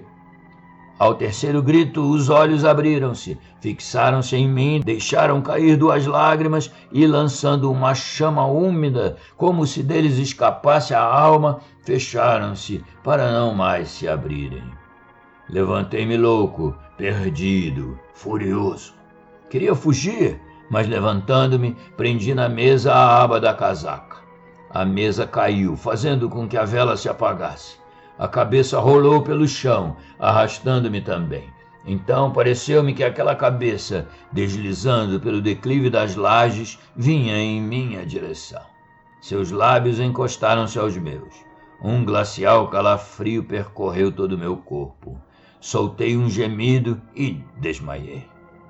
No dia seguinte, às 6 horas da manhã, os coveiros encontraram-me tão frio quanto a laje em que eu caíra desfalecido. Solange, denunciada pela carta do pai, tinha sido presa, condenada e executada no mesmo dia. E aquela cabeça que havia falado comigo, aqueles olhos que haviam me fitado, aqueles lábios que haviam beijado os meus lábios, eram mesmo os lábios, os olhos e a cabeça de Solange. Fim. A aventura do estudante alemão, Washington Irving. Numa noite tormentosa, nos tempos tempestuosos da Revolução Francesa, um jovem alemão regressava aos seus aposentos, tarde da noite, cruzando a parte mais antiga de Paris. Relampejava e nas ruas estreitas ressoava o ribombar dos trovões. Mas devo, primeiramente, dizer alguma coisa sobre o jovem alemão. Gottfried Wolfgang era um jovem de boa família. Ele estudara durante algum tempo em Göttingen, mas, tendo um caráter visionário e entusiasta, dedicou-se a estranhas doutrinas especulativas que há tanto tempo têm fascinado os estudantes alemães. Sua vida reclusa, sua intensa dedicação e a natureza singular de seus estudos produziram um estranho efeito sobre o seu corpo e seu espírito. Sua saúde tornou-se débil, sua imaginação doentia, entregara-se a especulações fantasiosas sobre a essência dos espíritos, até que, como Swedenborg, encerrou-se num mundo ideal, construído em torno de si mesmo. Imaginava-se, e ninguém sabe a causa, perseguido por uma influência maligna, um gênio do mal ou um espírito que lhe intentava possuir o corpo, conduzindo-o à perdição. Tal ideia, trabalhando em seu temperamento melancólico, produziu os efeitos mais sombrios. Tornou-se abatido e desanimado. Seus amigos viram nisto uma doença mental e decidiram que o melhor remédio era uma mudança de ares. Enviaram-no assim para concluir os estudos à alegre e esplendorosa Paris. Wolfgang chegou a Paris ao eclodir da Revolução. O delírio popular capturou de imediato sua mente entusiasmada e ele se deixou dominar pelas teorias filosóficas e políticas da época. Todavia, as cenas sangrentas que se seguiram chocaram a sua natureza sensível e, nauseado da sociedade e do mundo, tornou-se mais do que nunca um recluso. Encerrou-se, pois, num apartamento solitário no Quartier Latin, o bairro dos estudantes. Lá, numa rua sombria, não muito longe das paredes monásticas da Sorbonne, continuou as suas especulações favoritas.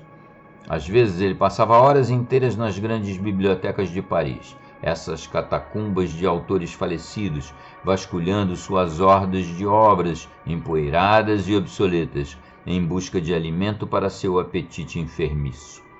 Ele foi, de certa forma, um ghoul literário, que se alimentava no sepulcro da literatura decadente. Wolfgang, embora solitário e recluso, era de um temperamento ardente, mas apenas no âmbito da própria imaginação. Ele era muito tímido e ignorante do mundo para insinuar-se ao sexo mais frágil, embora fosse um admirador apaixonado da beleza feminina. E na solidão de seu quarto perdia-se muitas vezes em devaneios sobre formas e rostos que ele havia visto. Em sua fantasia criava imagens de beleza que superavam em muito a realidade. Neste estado de excitamento e sublimação, um sonho passou a exercer um extraordinário efeito sobre ele. Era o sonho com um rosto feminino de beleza transcendente. Tão forte foi a impressão recebida que ele sonhava com o mesmo rosto repetidamente. De dia, o rosto assombrava seus pensamentos, de noite, seus sonhos. Em suma, tornou-se apaixonadamente enamorado dessa sombra de seus sonhos, e tal estado se prolongou até tornar-se uma daquelas ideias fixas que apavoram as mentes dos homens melancólicos e que às vezes são confundidas com a loucura. Tal era Gottfried Wolfgang, e tal seu estado na época em que me referi. Voltava ele para casa no final da noite de tempestade, percorrendo as ruas antigas e sombrias do Marais, na parte velha de Paris. O estrondear dos trovões reverberava sobre as casas altas das ruas estreitas. Chegou à Place de Grève, onde as execuções públicas eram realizadas. Os relâmpagos estremeciam acima dos pináculos do antigo Hôtel de Ville, espraiando um brilho cintilante sobre o espaço aberto à frente do estudante. Atravessando a praça, Wolfgang recuou de horror quando se acercou da guilhotina. Era o auge do reinado do terror, e esse terrível instrumento de morte estava sempre em prontidão. No cadafalso, continuamente corria o sangue dos virtuosos e valentes. Nesse mesmo dia, a guilhotina havia sido empregada ativamente em seu ofício de carnificina, e agora erguia-se cruelmente em meio a uma cidade silenciosa e adormecida, à espera de novas vítimas. O coração de Wolfgang fremiu no peito, e já se afastava ele a tremer do horrível instrumento, quando notou o vulto de uma figura encolhida ao pé da escada que levava ao cadafalso. Uma sucessão de relâmpagos permitiu um vislumbre mais claro. Era uma figura feminina, vestida de preto. Ela estava sentada em um dos degraus mais baixos, inclinada para a frente, com o rosto escondido no peito. Seus longos e desgrenhados cabelos tocavam o solo, misturando-se à água que caía torrencialmente. Wolfgang fez uma pausa. Havia algo de terrível neste solitário monumento de aflição. A mulher parecia estar acima do normal. Eram tempos de vicissitudes, e muitas belas cabeças que antes descansavam em seus travesseiros agora vagavam sem teto. Talvez se tratasse de uma pobre mulher enlutada, com o coração destroçado, a quem a terrível lâmina havia deixado solitária, lançando à eternidade todos os entes queridos. Ele aproximou-se e falou-lhe num tom compadecido. Ela ergueu a cabeça e o olhou selvagemmente. Qual não foi o espanto do rapaz ao contemplar, à luz do clarão do relâmpago, o mesmo rosto que insistentemente havia assombrado os seus sonhos? Ela estava pálida e desconsolada, embora linda e encantadora. Tremendo em meio a emoções violentas e conflitantes, Wolfgang novamente a abordou. A mulher falou sobre a circunstância de estar ela exposta, àquela hora da noite, à fúria de uma tempestade, oferecendo-se assim a conduzi-la a seus conhecidos. Ela apontou para a guilhotina com um gesto de terrível significado. Não tem ninguém sobre a terra, disse ela. Mas você tem um lar? Wolfgang respondeu. Sim, num túmulo. O coração do estudante se liquefez com tais palavras. Se um estranho se atreve a fazer uma oferta, disse ele, sem o perigo de ser mal interpretado, eu te ofereço meu humilde lar, como um amigo dedicado. Eu mesmo não tenho amigos em Paris, sou um estrangeiro nesta terra, mas se eu puder dedicar a minha vida a seu serviço, ela está à tua disposição. Estou propenso a sacrificar a minha vida antes que a ti sobrevenha alguma aflição ou indignidade. Havia uma honestidade tão sincera na atitude do jovem que suas palavras realmente produziram efeito. O seu sotaque estrangeiro também acorria em seu favor. Demonstrava que não era um habitante qualquer de Paris. Com efeito, há no entusiasmo da verdade tanta eloquência que não é possível pô-lo em dúvida. Sem reservas, a desconhecida desabrigada se entregou à proteção do estudante. Ele amparou os seus passos vacilantes através da Pont Neuf e do local onde a estátua de Henrique IV havia sido derrubada pelas turbas. A tempestade amainara e o trovão ressoava à distância. Toda Paris permanecia tranquila. O grande vulcão das paixões humanas dormitava, reunindo as forças para a erupção do dia seguinte. O estudante conduziu seu fardo pelas ruas antigas do Quartier Latin, junto às paredes sombrias da Sorbonne, levando-a ao sórdido hotel em que morava. A velha porteira que lhes franqueou a entrada contemplou com surpresa a visão incomum de um melancólico Wolfgang acompanhado por uma mulher. Ao entrar no apartamento, o estudante pela primeira vez corou ao ver a pobreza e a impessoalidade de seus aposentos. Consistiam em apenas um cômodo, uma sala à moda antiga, fantasticamente talhado com os restos de uma antiga magnificência, porquanto compunham um desses hotéis situados na mesma quadra do Palácio de Luxemburgo, que pertencera à nobreza. Estava repleto de livros e papéis, e de tudo o quanto é próprio a um estudante. Sua cama ficava em um canto afastado. Quando os lumes foram acesos, permitindo a Wolfgang melhor vislumbrar a desconhecida, ficou ele mais ainda extasiado com aquela beleza. O rosto da desconhecida era pálido, mas de uma beleza deslumbrante, desencadeada por uma profusão de cabelos negros que pendiam em cachos.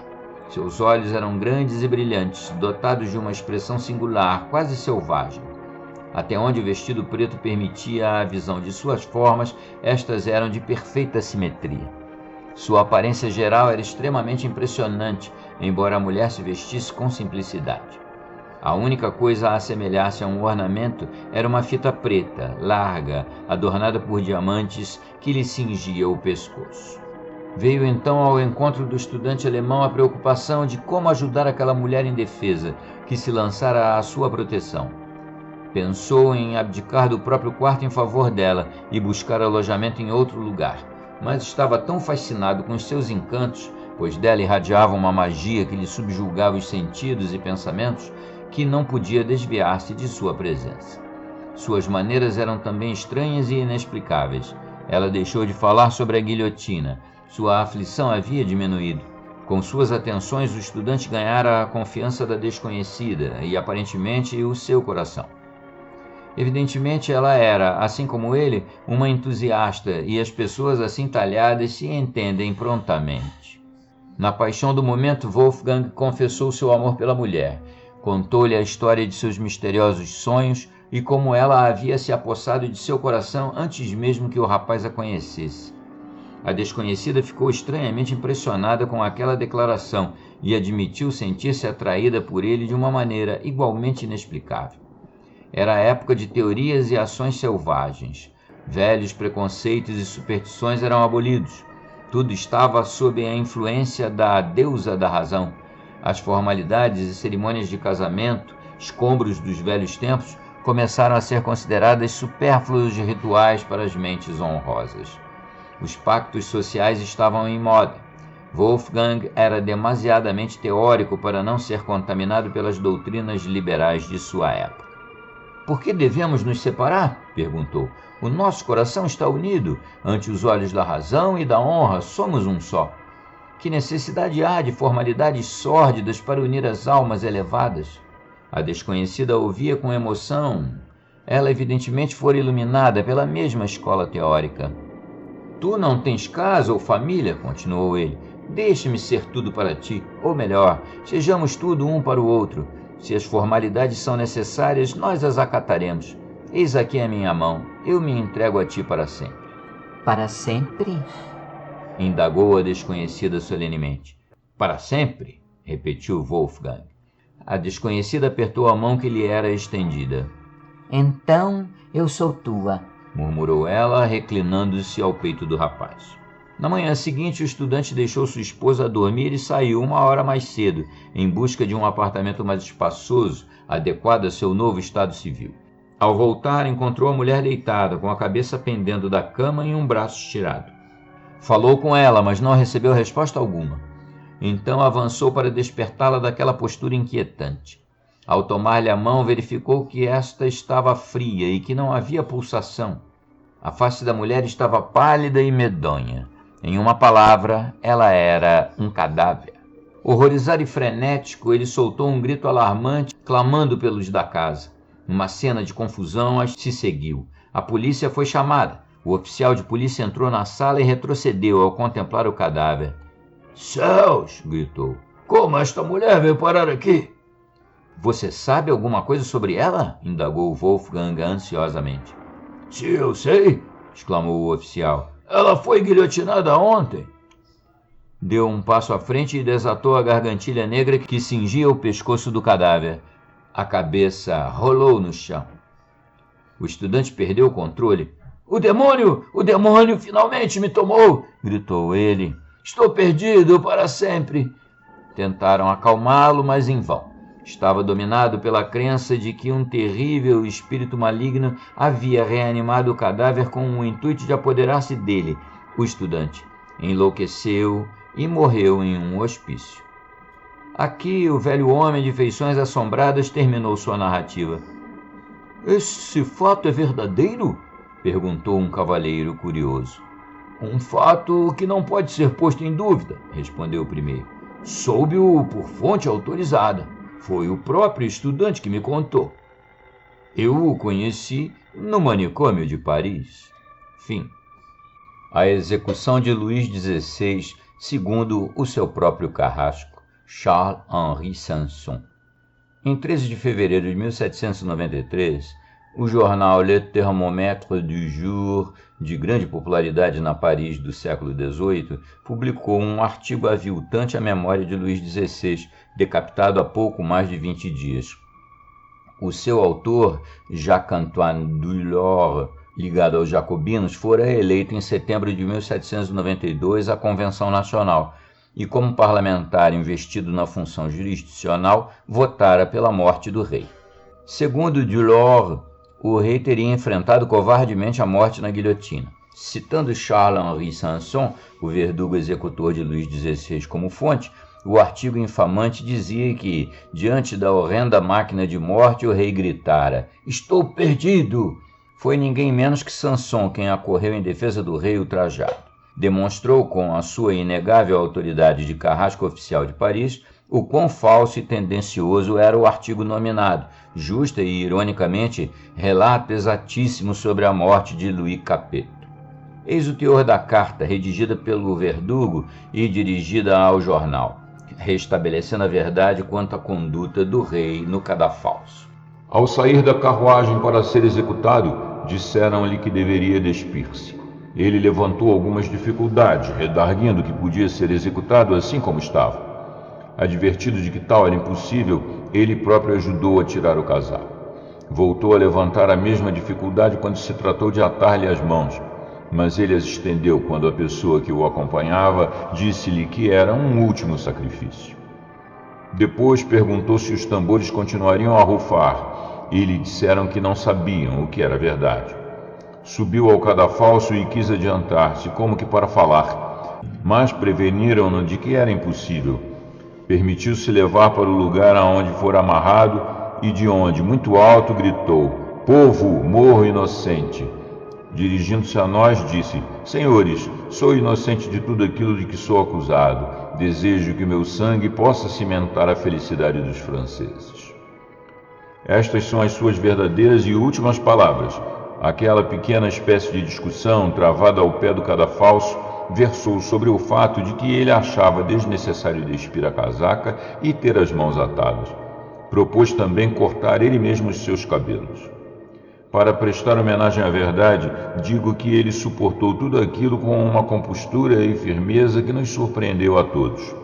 Estou firmemente convencido de que ele retirou essa firmeza dos princípios da religião, dos quais ninguém parecia mais compenetrado e persuadido do que ele. Podes usar a minha carta como contendo a verdade mais verdadeira e mais exata. Charles-Henri Sanson.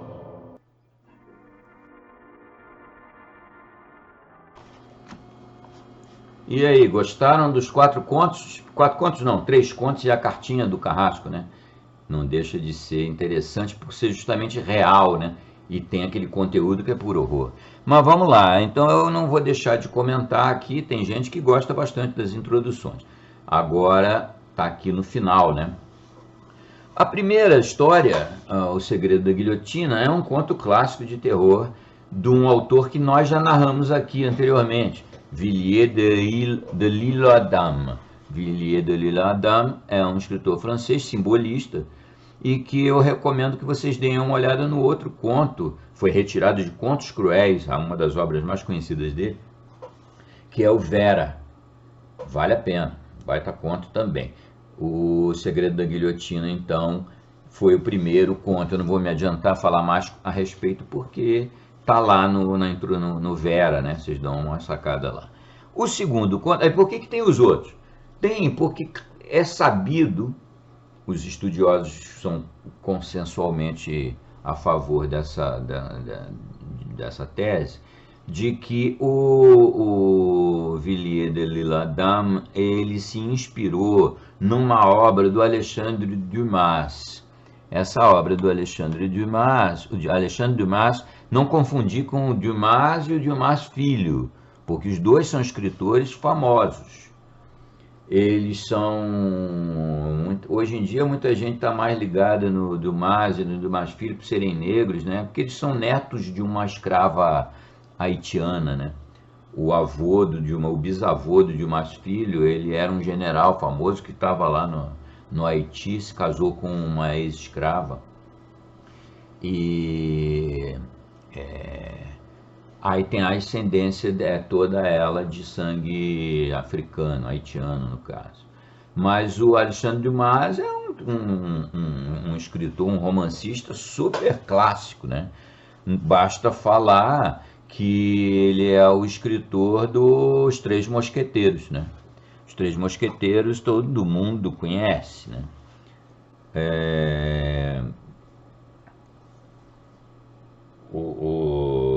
Ele escreveu muitas outras coisas. O filho é famosíssimo, que escreveu A Dama das Camélias, que deu origem a óperas do Verdi, né? A ópera La Traviata. Então, os dois são super clássicos, né? Tanto o Dumas pai quanto o Dumas filho. Tem outras obras, o Homem da Máscara de Ferro, até teve um filme recente, tudo tirado da obra do Dumas. Dumas, ou Dumas, que em português costumamos falar Alexandre Dumas. Alexandre Dumas, ele é um escritor clássico e escreveu uma história chamada A Persistência da Vida Após a Guilhotina. A segunda que vocês ouviram é uma história de terror, claramente, e ela foi a inspiração do Villiers de l'Isle-Adam. Por isso que ela está aqui, para fazer essa sequência voltando no tempo, dando a ascendência do conto. Eu não quis me limitar a escrever o conto, a narrar o conto, a pretensão do cara, narrar o conto O Segredo da Guilhotina, né? Então, quem foi a inspiração do Segredo da Guilhotina? A persistência da vida após a guilhotina do grande Dumas pai.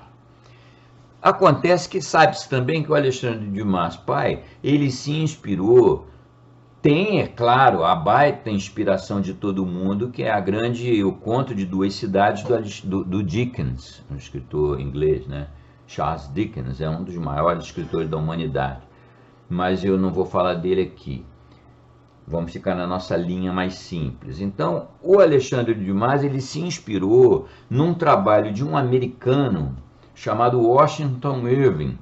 Washington Irving é um escritor muito famoso também. Ele não foi só escritor, né? Ele foi embaixador americano na Espanha, ele era jornalista, escreveu um monte de coisa, é um escritor clássico também. Ele é muito famoso no Brasil pela famosa A Lenda do Cavaleiro Sem Cabeça, até cabível no nosso canal, a gente pode narrar um belo dia. Foi filme, né, do Tim Burton, por exemplo. Então a grande maioria das pessoas vai conhecer mais o Cavaleiro Sem Cabeça, a lenda de Sleep Hollow, que é a aldeiazinha, uma aldeia real, né, que o Washington Irving conheceu, né. Ele conheceu outros lugares que são conhecidos por nós aqui na comunidade. Por exemplo, as montanhas Catskills, lá do Lovecraft, né, onde tem aquelas populações endocruzadas e tal. O Washington Irving esteve lá quando criança e sempre relatou que aquilo foi a experiência mais aterrorizante da vida dele. Isso muito antes do Lovecraft nascer, né?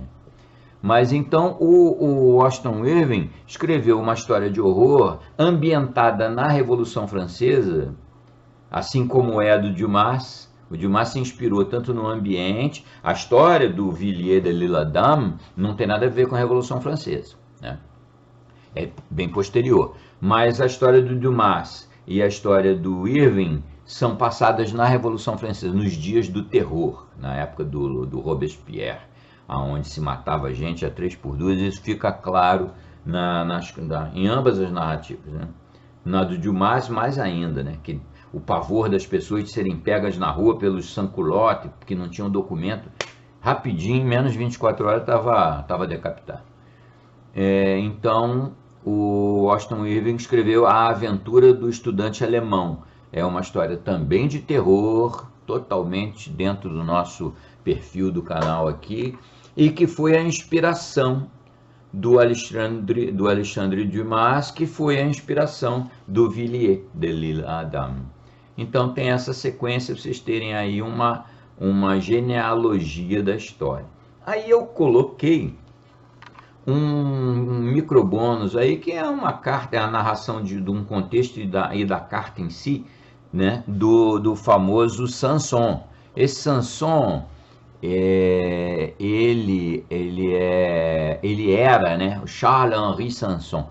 Ele foi o príncipe, não era o único verdugo, porque é o único carrasco, porque não dava vazão, né? Tivesse um carrasco só, a revolução ia beber pouco sangue, né? Então, o que eles tinham, claro, muitos, mas ele era o mais famoso, reservado para as execuções mais importantes, como foi a da Maria Antonieta, que é mencionada no conto do Dumas, especificamente a execução da Maria Antonieta, E nessa carta ele fala da execução do rei, do Luís XVI.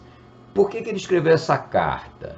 Ele escreveu porque aconteceu que um deputado lá da Assembleia Nacional, um jacobino, eles não contentes em decapitar o sujeito, resolveram ainda por cima cagar com a vida do sujeito, né? Então ele fez um relato no jornal, esse tal deputado, um tal de Jacques-Antoine Delors. Ele escreveu num jornal meio que debochando do rei e criou um factoide, uma fake news típica, né? Fake news do século XVIII, de que o rei tinha feito um papelão na hora de ser executado, que teve ataque de histeria, ataque de piti, bibibi, e que ele se baseou no próprio Carrasco para fazer aquele relato, já que ele mesmo não estava lá. Porém, aí o Carrasco, não, peraí, calma, não foi nada disso que aconteceu. Então o Carrasco escreveu uma carta e mandou para o jornal dizendo que não foi nada daquilo que aconteceu, e disse em poucas linhas, são 2 parágrafos, que eu reproduzi aqui, dizendo qual foi a real situação da execução do rei Luís XVI. Então, isso é uma curiosidade histórica, interessante, eu acho, né, pelo menos, é interessante, e tem a ver com todos os nossos contos estão girando em torno da guilhotina, então esse daí é um relato verídico, porém que também gira em torno da guilhotina. Bom, era isso, mas não, peraí, eu vou falar, já que estamos falando de guilhotina, né, eu vou falar mais uma coisa que pouca gente sabe, eu espero que muita gente tenha chegado até o final, até esse momento aqui da narrativa, para pegar e ouvir isso aí. Vocês todos já ouviram dizer que foi a guilhotina inventada por um médico chamado Guillotin. E o Guillotin inventou a guilhotina para fazer execuções rápidas e supostamente piedosas, porque mataria a pessoa em fração de segundo, tal. E que, por curiosidade do destino, por ironia do destino, ele acabou morrendo na guilhotina. Todo mundo ouviu falar dessa história. Chama guilhotina por causa do Guillotin, Lamento informar que nenhuma das duas coisas é verdade. A guilhotina já existia antes. Como foi o Guillotin que sugeriu para a Assembleia Nacional, lá o pessoal que pilotava o terror na Revolução Francesa, sugeriu usar aquele instrumento, ele ficou apelidado de guilhotina. Então até aí vai, mas ele não foi ele que inventou a guilhotina. E a mais surpreendente, ele não foi executado nada na guilhotina, ele morreu já doente em casa, de velho, muito tempo depois. Essa lenda urbana de que o Guillotin inventou a guilhotina e morreu na guilhotina é totalmente falsa. A explicação de dizerem que ele morreu na guilhotina é essa, ainda vai. É porque teve um cara chamado Guillotin, mas de outra família, não tinha nenhum parentesco com ele, morreu de fato na guilhotina, executado na Revolução Francesa. Aí misturaram, mas não sei se de propósito, porque dava uma boa história, ou não, ou por confusão do nome, pegou-se assim, olha que ironia incrível, esse cara morreu com o próprio invento. Porém que fique claramente dito que nada disso é verdade. Abraço a todo mundo, saudações. Vou torcer aqui que vocês conseguiram sobreviver a 2 introduções e 4 contos, 3 contos e uma cartinha do Carrasco. Abraço a todo mundo, divirtam-se e vamos lá. Sábado que vem, Projeto Lovecraft 2.0, Clark Ashton Smith, atendendo a pedidos também, é um dos contos melhores dele. Vamos lá.